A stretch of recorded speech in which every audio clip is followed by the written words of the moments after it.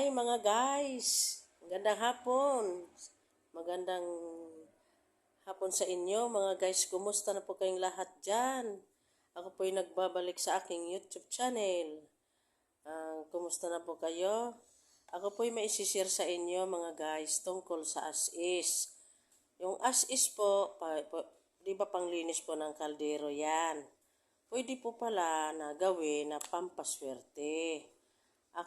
Ngayon, isishare ko po sa inyo ang as-is. Nalalaman ko lang sa mga matatanda na ang as-is pala ay ginagamit pala yon sa pagtitinda. Nakikita ko sa mga matatanda na tuwing magtinda sila ng mga gulay, nilalagyan nila ng as-is ang kanilang mga paninda. Tinatanong ko kung para saan yun yung pala ay pampaswerte. Sinasubukan ko po yun guys. Ako'y nagtinda ng kalumpit nung ako'y namumulot pa ng kalumpit. Isang batya. Sunong-sunong ko si batya na punong-puno ng kalumpit. Pinailaliman ko ng as-is. Pagdating ko doon sa tindahan, doon sa aking pinipwestuhan, ay mabintang aking panindang kalumpit. Kaya mga guys, subukan nyo ang aking mga sinisir sa inyong as-is. Kumuha lamang po kayo ng as-is kahit saan man po yan natubo. Yung as-is po ba na ganito po ang as-is? Pakita ko po sa inyo. Ari po ang as-is. Ito po ay dalawang klaseng as-is. Isang malapad, isang haba. Kumuha po kayo ng 3 dahon guys. Ibabalot nyo sa pulang tila. Ganito po yung tilang pula.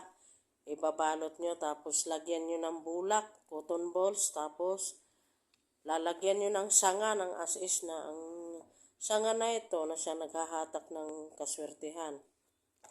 Haharap kayo sa silangan ng umaga, gawin nyo to sa umaga, Martes at Biyernes. Kung gusto nyo Biyernes, kung may panahon po kayo. Kung kayo na may pasok, ari namang pag-day off na lang ninyo gagawin. Paggaganap nitong paggagawa ay sa alas 6 ng umaga, alas 7 hanggang alas 8.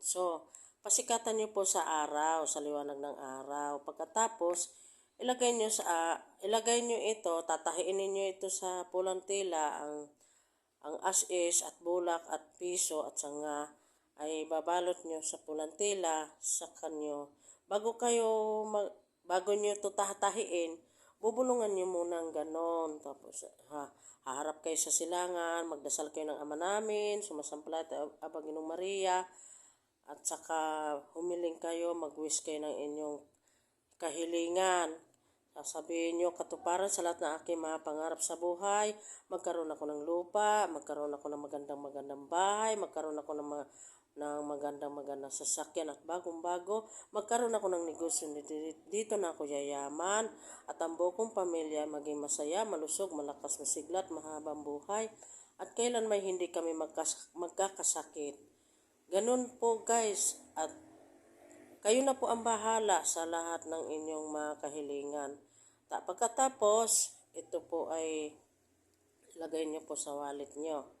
Maghahatak po ito ng swerte.